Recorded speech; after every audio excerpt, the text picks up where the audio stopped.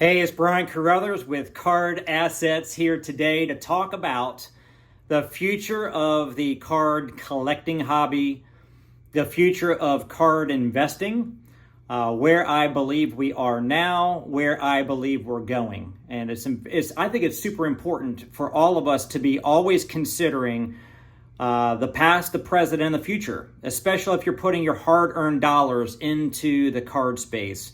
Cards have become another asset class. There's a lot of folks that only collect cards because they enjoy the cards and they don't care about the values. But frankly, I don't believe that's the case. I can't accept that somebody says, I don't care how much my cards are worth. Because at some point, whether they die and they pass their card collection along to their kids, and those kids want to utilize the cards to raise money to do things in their lives, or whether the collector wants to sell their collection at some point one day, I'm sure everybody wants their cards to be worth more in the future than what they're paying for them today. So I'm going to be showing you guys a whole bunch of my different cards, different ideas, investment strategies, and so forth. But let's jump right into this, you guys. My background, I was a card dealer from 1985 to 1992 during what they called the junk wax era. Back then, cards were massively overproduced, and with the print runs into the many millions, a lot of those cards, even of some of the great players from that time, you got Roger Clemens, and you've got Mark McGwire, and you've got Ken Griffey Jr. I mean, there's some really amazing players from back in those days, but because they were too plentiful, their card values are very minimal. So, but back then, I was really deep into it. I was doing card shows every month. I was having a great time. I was making money. It was awesome. And then I got into my real estate career in 1992 when I got out of college. And up until the pandemic, in about the year 2000, I had stayed away. I wasn't really engaged in cards anymore. But when the pandemic hit and my son turned 13 and everybody and their brother got into cards, I jumped back in with my son. And I have pretty much gone crazy. I've spent probably about $2 million on cards just in the last 4 years. I don't regret any of it. Some cards I've lost money on, some cards I've done really tremendously well on. But I don't sell a lot of it. I've been building my position, building my collection, building my inventory, building my investments in the cards. So look, a couple things everybody should know. Let's talk about sealed, okay? So you can buy singles of cards that you think will appreciate over time. You know, you invest in a rookie. I'll give you an example. In 1985, when Topps came out, Mark McGwire's first card was in that 85 Topps set. I bought 100 of them for 22 cents a piece. I wound up selling about 80% of them at $10 a piece and $20 a piece. Then the rest I wound up holding on to for a long time, for many, many years later. So it went from 22 cents to 10 or 20 bucks a piece. That card in a PSA 10 is a couple $1,000 card. Now, granted, it's not easy to get a PSA 10. And a PSA 10 means, for anybody who's not a collector and you don't know what this means yet, there are grading companies that will grade the condition. And a 10 means it's gem mint. There's not a flaw on the card. It's perfectly centered, no surface wear, no scratches, no flaws. The corners are perfect. The color is perfect, no print marks. A gem mint 10 of that Mark McGwire is a couple grand. A 9 is like, I forget, like 150 bucks. An 8 is like 30 bucks. Like, any flaws will bring the card values way, way down. The gap between a PSA 9 and a PSA 10 is very drastic. You can have a PSA 9 that's $30, and you can have a PSA 10 that is $200. So collecting singles and investing in singles for the appreciation in their value, you have to understand what the grading is all about. Now, why grade cards? Why grade cards? Well, some people do it for preservation. You want to preserve the condition. So once it's in a nice plastic slab like this, then the card is with being encapsulated, you can't touch the card. So it's going to be enshrined in that condition that it went into the slab as. And so I think it's important for everybody to also understand that you can get in to cards at any level. You could be low end, you could be mid, or you could be high ticket cards. And so percentages are percentages. A $30 card going up to $60 is 100% profit.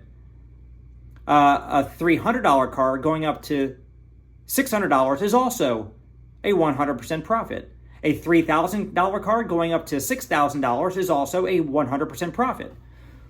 So the percentage is the same.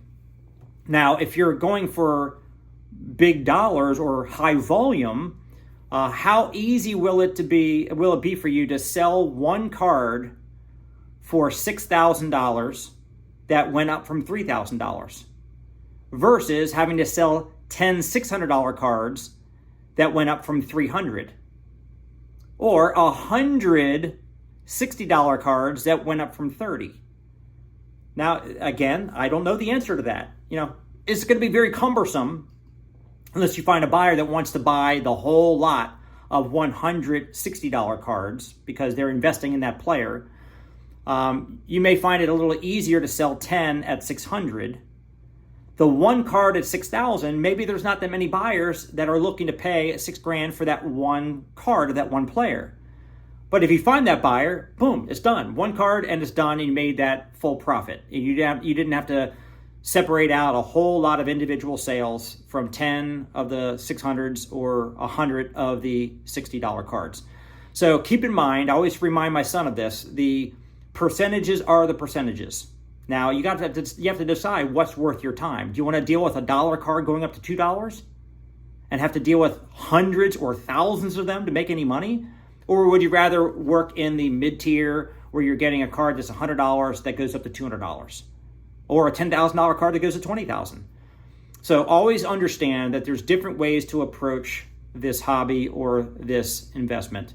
Now, let me before I will come back to singles, but let's talk about sealed boxes. Sealed boxes. When you invest in a player, you're putting all your money on that one player. If that player breaks his ankle, if that player does something off the field, like hits his wife or gets a DUI and kills somebody, crazy things can happen with that player while they're still in their playing years. Even after their playing years, it could hurt the value of your card for that one player. So sometimes people will say, well, I'm just going to buy a bunch of sealed wax boxes, packs of cards that are sealed of that year. And with that player's rookie card in that set, those wax boxes could go up in value if that player does well. Which is true, because if there are other players that happen to do well in that set, then if your one player does not do well, other players could save the day. I look back at 2019 basketball boxes, and I was buying those heavily because I believed in the rookie class. And you had Zion Williamson, you had John Morant, you had Tyler Hero. I mean, R.J. Barrett. There's just a lot of great rookies that are in that class. And so when John Morant started waving a gun around on Instagram, his cards went down by 50% overnight. But I still had the other rookies in that class that could save the day. Well, sadly, Zion Williamson has not lived up to the hype, so his cards have also come down. So all in all, what I thought was a solid investment strategy with one of the best rookie classes in recent times, I went heavy in. Probably about $20,000 worth of sealed boxes of 2019 basketball. I'm still hoping that Zion's going to turn things around. I'm still hoping that Ja actually gets his act together and becomes the face of the NBA like he was on track to be, and he doesn't make any stupid moves again. All that to say, I invested in the wax, hoping that somebody in that set becomes very valuable and raises the prices of all these sealed boxes. I also have a lot of singles of those cards as well, some that are raw, some that I've actually sent in and got graded. What I tend to do is I tend to keep the 10s, keep some of the 9s, and then I'll sell the 9s and 8s and below to get recoup my grading fee money back, so I can use that money to deploy and buy more cards to invest. Now, here's the challenge, okay? The challenge is, if nobody in that rookie class of that set does well, the box could go down to below retail. Like, you buy the box for $30. It could go up to $100. It could come down to 20. Now, there's typically a floor of a little bit less than retail. Typically years down the road, people that are collecting one of every box will still want to buy the box, or they still like to rip cheap packs, and they might buy that box for $20 instead of 30. So it's never going to go to zero. When people say the cards are going to zero, no card in the history of man has ever gone to zero. A card could be worth a penny or a half a penny. You still got to find the buyer that wants to pay a penny for that card, but no cards are ever worthless. Just remember that. A sealed box, there's always going to be people that love to just open up packs just for the nostalgia of it from the years that they used to follow sports, or they used to collect. Okay, so keep that in mind. And I'm gonna talk about Pokemon. We're talking about sports cards right now. When I talk about Pokemon, that's a completely different ball game, and I think you're going to find great value in what I'm going to share with you about that. So, the card condition. Look, card condition is always going to be declining. If cards are not slabbed in a graded case, then as people handle the cards, raw cards are always being handled. Whether they're handled without any protection, whether they're handled in a sleeve but they can still be dropped, handled in a top loader but that can still be shaken around or come out of the top loader, or they're taking the card out to send it to get graded, and then the collector is holding the card. The grader, multiple graders in the different stages of that process are handling the card, which could smudge the surface, could bend a corner, whatever. Card conditions are always declining on ungraded cards. Always remember that. All card condition is going to decline. Just think about that. The cards are getting handled, they're going to get injured, right? The previous sealed box inventory is also always shrinking. So PSA 10 graded cards, if they're worthy of a 10, those cards are going to shrink in population because they are getting handled. So until they're slabbed with a PSA 10, they're going to decline in sheer number. Previous sealed box inventory is always going to shrink. Every time somebody opens a box of that kind of card, there's one less box. So if you're looking at 2017 football with Mahomes rookies, that people are always going to open those boxes trying to chase the Mahomes rookie card, every time somebody opens a box, there's one less box in inventory in the marketplace. So the value of those boxes, all things remaining equal, if everything stayed the same, if Mahomes stayed as good as he is, if his card value of his single rookie card stayed the same and did not go up or down, the number of wax boxes that exist, if that shrinks, supply and demand, the supply goes down. If demand remains the same, then the price must go up. That's just the law of supply and demand. That's just the economics of this card space. Now, what else is going to drive the future of cards and card value?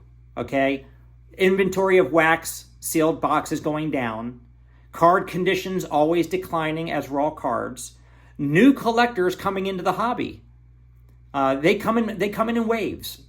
All right, the pandemic brought a lot of kids got into collecting with their parents that got back in during COVID when they were sitting at home and having nothing else to do. The pandemic when people that were 20 years before that, kids that were collecting cards, and then they were 20 years older and they were in their earning years at their jobs, making more money than they had when they were kids, able to spend on cards that they couldn't spend on before. Like in Pokemon in 1999 and 2000, when kids were doing the Pokemon thing, and then 20 years later when the pandemic hits, and those kids are not 15 anymore. They're now 35, making money in their careers, able to go back to the nostalgia of the cards and spending hundreds or thousands of dollars for a Pokemon card. So new collectors coming into the hobby in cycles or waves. Like all of the people that got excited about cards from 2020 to 2023 during the pandemic, those folks in 5, 10, 20 years from now, when they're making more money later in life and they're getting back into cards or getting heavier into cards, so they have more discretionary money to spend, and they have kids that are coming of age and getting into cards and doing it with their parents. That is always going to continue to cycle in. So there's always going to be a growing hobby, a bigger base of collectors. More collectors, which means more money coming into the space, which means more demand against the supply that exists. Card values can go up. Now, cards are also are becoming more mainstream. Now, this is up for debate, and we're yet to see what's going to fully happen with this. But Fanatics came in, the company that does hats and apparel for sportswear. Fanatics bought Topps. They have the licenses now, not just for baseball, but they got it for basketball and football. And in a couple years, Fanatics is going to have the licenses, and it's going to be a big shift in the sports card industry. But what they're also doing is they are getting extremely aggressive marketing the card hobby on social media, at sports events. They are bringing in all of their contacts with all their athletes and all their famous musicians and celebrities that are all getting into the card space. And that just brings more awareness, more hype, and more excitement around cards. It's going to draw a lot more people in. So with Fanatics tentacles that are spreading out all over the place, I think we're going to have a lot more demand for cards, which is why I think that the hobby is going to continue to do more and more in the future. But again, you got to pick where you want to play. So do you want to play in the low end, $1, $5, $10 cards? You want to be in a mid tier, which is, the several $100 cards? Or I go to shows and I see kids walking around like 14 years old, wheeling and dealing on $3,000 autographed or RPAs, basically, rookie patch auto cards of some of the hot new players, and they're throwing down $100 bills on a showcase and buying $3,000 card. So you got to decide where you want to play. Now I'm going to show you guys real quickly some of the. I'm kind of spread all over the place. So I believe that there's cards that every card collector should have, like a PSA 10 of Tiger Woods rookie card. Every card collector should agree that he is the GOAT of golf, and that'd be a great card to have in your collection, right? This is one that was from my time. Bo Jackson, who is one of the greatest dual sport athletes of all time before he got injured. This card in a PSA 10 sells for about $250 is very plentiful, but it's not easy to get a 10 on. And this black Bo card is just a nostalgic grail card that every collector, I believe, should have in their collection. Like who doesn't like Bo? Bo knows everything about baseball and football. Here is one of my Patrick Mahomes rookie cards from Prism, which is pretty neat card. This is also a nostalgic card. Everybody should have a Ken Griffey Jr. Upper Deck. That's his most famous rookie card of his entire lifetime. There was a lot of them out there, but in a PSA 10 sells for a couple $1,000s. What else do I have here? This is the Michael Jordan. This Michael Jordan card that I bought in 1986 at a show. I remember it well. I bought it for $3. And this one, I sent it off to PSA and got graded. And it got me an 8. It sells for about $8,000 these days. I've got a 9 of the Michael Jordan rookie sticker from that set. This one sells for about, I think, $6,000, $7,000. Now, by the way, during the hype of the pandemic, in February of 2021, at the all-time high of this industry, this PSA 9 was selling for about $20,000. This PSA 8 of the base rookie card was selling in the 20,000s as well. This is another one of my favorite cards of all time. This is the East-West of Michael Jordan with Kobe Bryant on the back. This card here, I actually bought for about $8,800. This is a refractor, one of my favorite cards in my collection. This here is a Barry Sanders PSA 10. I forget where I got this one, but I had a lot of my great cards from when I was growing up in screw-down acrylic cases. I screwed them down too tight, and it ruined the condition. The corners got pressed. They got a sheen to them, which means they were not gradable. They were altered. My Barry Sanders, when I pulled the top of the holder off, it pulled the green paint came off with it. So it went from I thought it probably would have graded a 10, by the way. This is a $1,300 card in a PSA 10. That card became a $2 card when the paint came off. Pretty sad. Here is another one of the GOATs of all time, Wayne Gretzky. I've got the PSA 6. Beautiful card there. I've got a Tom Brady. I don't have a 10 of this card yet, but I've got an 8 of the Bowman Tom Brady. What else do I have here? Oh, I got some really cool Pokemon cards. This is the Topps 2000 Topps Chrome.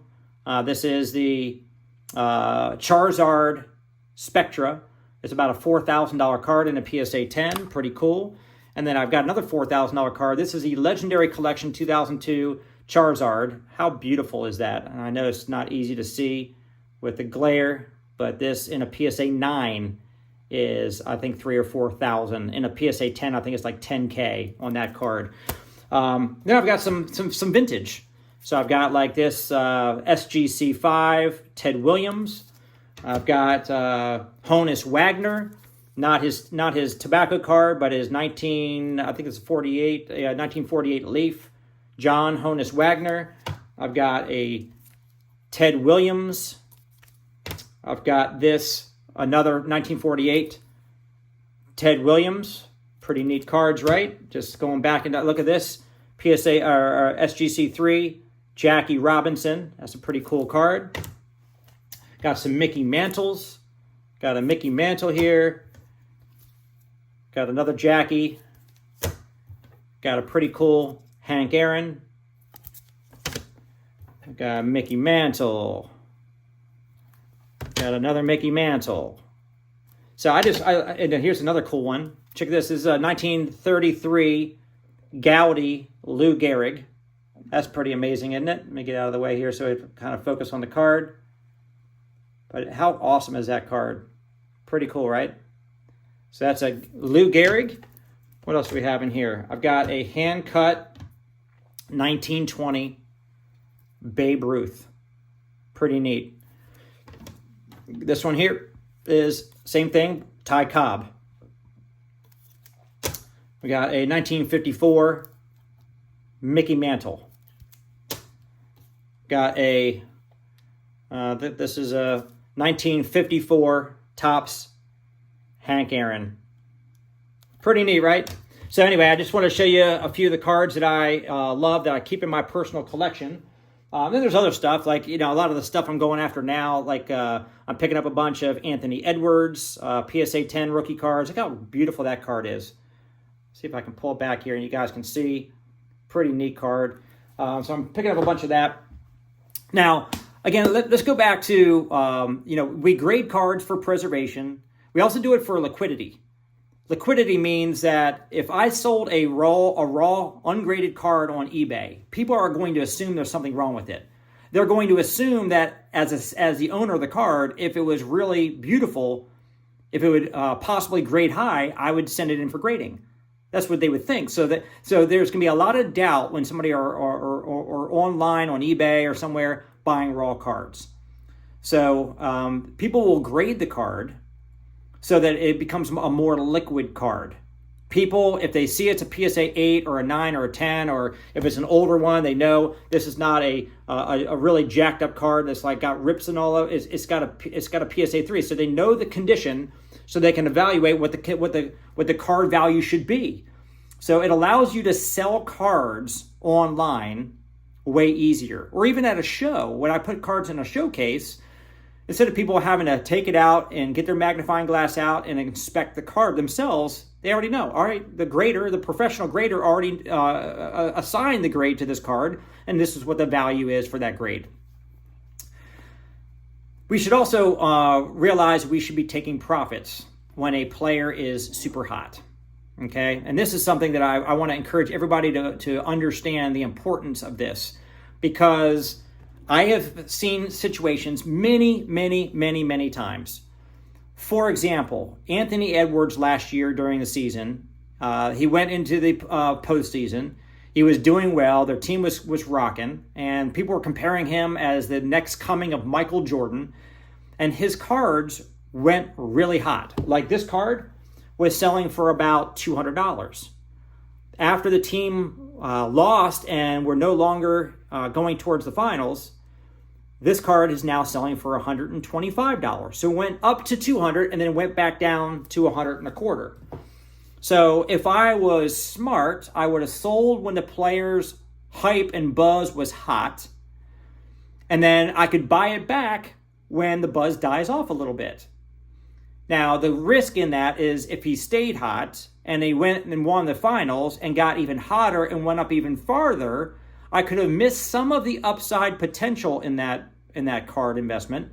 But typically, I would say 95 out of 100 times, when a player is hot and you sell the card, you will get a chance to buy it back at a lower price. And if you believe in that player's future, you can buy it back at a lower price and hold it until it gets hot again, or until for the long term, that player just stacks and stacks and stacks their stats and becomes a Hall of Famer and maybe becomes one of the all-time GOATs. Now, I will say that even GOATs, even Michael Jordan cards, if you sold during the pandemic in the beginning of 2021, some of those cards, you could have got a lot more money for them, and you could have bought them back now. For example, the Topps PSA 10 Kobe Bryant rookie card when Kobe died. Rest in peace. Very sad. But when he passed, collectors went crazy. Everybody wanted to have Kobe Bryant cards in their collection. His Topps rookie card in a PSA 10 went up to $10,000. Now you can get them for around $800. So even with the GOATs, when they're super hot, like when Tiger Woods got into an accident a couple years ago and people thought he might pass away, his GOAT rookie card that I was showing you guys earlier, this card here went up to $1,500. Right now, they're about $250. So timing your exits of your cards that you invested in is super important. I tend to be a collector and investor, so I tend to hold longer than I should. And I don't mind, I don't need the money, and I like to have these cards in my collection for the long term. But I also buy multiple of some of these cards, so I could lighten my load on some of them and hold some for the long term, for my personal collection and for the long-term prospect. So let's talk about how to make offers and get deals, okay? Here's the thing. When I'm shopping for cards at shows, or if I'm shopping on eBay, I always try to get deals. I always try to pay as little as I can for a card. So a seller should never be bothered when somebody offers a lower price, okay? A seller should never be bothered when somebody offers a lower price. They're trying to get the best deal they can so that their investment has a better chance of going up. Instead of paying $100 for a card, try to get it for $90. You've got a built-in 12% profit if you buy it for $90 instead of buying it for $100, right? $10 related to your $90 purchase, it's not 10, it's 12%. So always try to get the best deal as a buyer that you can. Now, I have had people, when I'm the seller, like at a show, and I got a $100 card in my showcase, and people show me comps, they're like, hey, this card just sold for $92. I'm not paying $100. Well, I want everybody to understand this. The only way for a card value to ever go up is for a buyer to pay more than the last comp. If buyers will only pay less than the last sale, then you've got a spiral downward that will never end. If every future buyer, the next buyer of that card, if they always insist on paying less than the previous sale, then it's going to go from 92 to 90 to 85 to 80 to 75 to 70 to 60 to 50. The card values will basically be a race to the bottom. And that's not what happens with cards. A certain card will find typically its floor, and eventually buyers will want to pay a little bit more than the last sale because they can't find one for that price or less. When the sellers are not willing to sell the card for less than the last comp, they're going to hold it unless they get their price because they believe in that card's value. That's when you find the floor, it consolidates there, and it can start going up. So here's the thing. As a buyer, stop getting ticked off when a seller is not willing to give you a great deal on the card, because the dealer should not be willing to give the card away and sell it for less than what it should be selling for. If the sellers hold out for more money, that will cause the card value to start increasing again. And if you want the value of your cards in your collection to not go down, but you want them to go up, stop always fighting against yourself. Don't want what you don't want.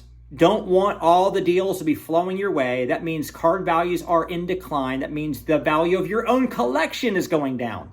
So be happy when a dealer says, nope, I got to stick with 100. Or nope, actually the last comp was 95, but I'm asking 110. Don't say, oh my gosh, how dare that seller try to overcharge me. No, they're not overcharging. They're charging more than the last seller was willing to let it go for. But in that seller's mind, the value is 110. And obviously you want the card, so it's a desirable card. Maybe eventually in the near future, maybe that card will sell for 110. Then you'll be wishing you bought it for 110 because now the next seller won't let it go for less than 120. Okay, just a little education, a little public service announcement to get everybody to cool their jets and stop getting all upset that people are not willing to give you crazy deals when you're trying to buy cards. Now let's shift gears to Pokemon. Oh, by the way, I have this sitting on my desk here just to give you an example that not all cards are going to go up in value. This set from 1989 is roughly 25 years old. This set back then, you could have bought this set for, I believe, $20. $20 for the set. You know how much this set will sell for about right now? About $20. You might even find somebody willing to sell it for 10, or maybe they're selling them for 30, but around $20. Why? It was massively printed. There's no big major rookie card in here.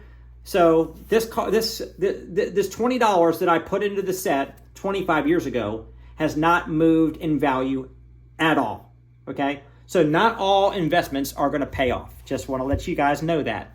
But I'm going to tell you that Pokemon, which I just recently got into in the last few years. I used to laugh at people spending money on Pokemon cards when my son was buying Pokemon cards. Back 10 years, 15 years ago, 10 years ago, I used to be like, I can't believe you're wasting money on those cards. They're silly. But I found out they're not silly. They are an amazing investment. I'm going to give you an example. There has never been one Pokemon box that has ever come out. This is a box of 36 Pokemon packs. Not one box that has ever been printed. If you bought it at the retail price when it came out, not one box has ever not gone up in the 24 years since they've been making Pokemon cards. Not one box, not one set has not gone up in value. Every single one. Some has gone up decently, like a little bit. Like some of the newer sets have only gone up a little bit so far. But you go back 5, 10, 15 years, even the worst sets have gone from like $80 a box to now several hundred or thousands of dollars a box. Like this Brilliant Stars, you could have bought this literally about a year ago for about $100, $110 a box. Right now they're selling for about $180. Where can you go buy a stock for $100 and a year later sell it for $180 with predictability? So these are just going to continue to go up, in my opinion. I'm not here to give you advice. Okay, I'm giving you conceptual. I'm teaching you so you can understand. I'm not telling you exactly what to go buy or what to go sell. Here's a box of Expedition. This Expedition booster box, that's from, I think, 2002 or 2003. This box you could have bought back then for $100. And this right here is like, I think it's like a $20,000 or $30,000 box. It was $100 back then. And you could have bought them all over the place. So sealed, I've got downstairs in my gym, I've got walls from floor to ceiling of sealed Pokemon boxes and cases. I'm just putting them away. 10 years, 15 years, 20 years from now, when the kids that are buying the cards of these sets today, and then later on they're grown up and they've got more money to spend, that $100 box that I'm buying now, 20 years ago, it's $1,000, $2,000 box. Heck, Evolving Skies that I bought a year ago for $380 is already at $700. And 6 months before that, they were $120. So $120. 6 months later, I waited and bought it at $380, and now they're $700. I think that's a $2,000 box in the next couple years. So sealed is the best investment I've ever seen when you're dealing with Pokemon. It is the safest investment I have ever seen. And I've got real estate, I've got stocks, I've got bonds, I've got all kinds. For the floor that keeps rising, the ceiling that keeps rising, the predictability, and the liquidity. Like, it's very easy to sell a sealed box of Pokemon. By the way, kids get hooked on Pokemon. And then they pull their parents in. Their parents are being, bugged all the time to buy them Pokemon. And sometimes they pull the parents in, and the parents start seeing the values. They're like, oh my gosh, there's money being made here. And they start kind of, like I did, I started collecting Pokemon and investing in them. And when the kids grow up and they get nostalgic and they've got money to spend and they got kids of their own and they're now getting into collecting like they did when they were kids, that's why I believe the future of Pokemon is as bright as it's ever been. And with Pokemon, with single cards, Pikachu is not going to break an ankle like an athlete in a sports card might to ruin their value. Charizard's not going to wave a gun on Instagram. Characters will stay relevant forever. But athletes don't stay relevant. If they're not as good anymore, or they get traded, or they get replaced by another player, and they just kind of fall out of the limelight, the values go down. But Pokemon, everybody knows Venusaur, Blastoise, Charizard, Mewtwo. So I'm a big believer in Pokemon. Now, let me also talk about something that will be very helpful for you. A lot of people don't know how to handle cards. Handling cards is a very, very important topic because at the end of the day, I see people on YouTube that are ripping packs. The way that they open the packs, I can see that they're damaging the cards when they're ripping the pack open sometimes. When they hold the cards, I'm going to give you an example holding a card that doesn't really have any value. So I'm not really worried about what's happening. But when you hold the card, let's grab one card here. When you hold a card, don't ever touch the corners. Touching the corners, you're basically going to assure that it gets either a little bit scuffed or a little bit bent. The card corners have to be perfectly sharp. The grading companies look at the card with a magnifier, and in a dark room with great lighting, they will see any whiting on it. They will see any bend on it. It will immediately go from a 10 down to an 8, 9, or 7 when you actually damage even just one of the corners. Also, if you're handling a glossy chromium card like this, when you hold it with your fingers, whether you know it or not, you're putting your oily fingerprint on the surface of the card. You might not see the fingerprint, but when it goes into the dark room with the lighting, they can see the fingerprints on the front of the shiny cards. So you need to make sure that you wipe them off. Well, first of all, never hold the card like this. I'm showing you the wrong way to do it. Never touch the corners. Never touch it like this. Otherwise, it's going to hurt the grade. Okay? If you have touched it like this, you want to make sure that you use a microfiber cloth. I tend to just breathe on it and just wipe the smudge or wipe the fingerprint off the card so that I can clean it up a little bit. You're not allowed to use products. You can't use cleaning solutions or anything like that. They can detect that at the grading company, and then they'll send it back. They won't grade it because you've altered the card. But I'm a big believer in holding the card, treating it with the respect. Hold it on the edges like this, okay? Use the best sleeves. And so I've got sleeves that look like this. So I got sleeves that look like this. And what I would do, I would take a razor knife and I would go like this and I would slice the top corner up here. I would slice that open just a little bit.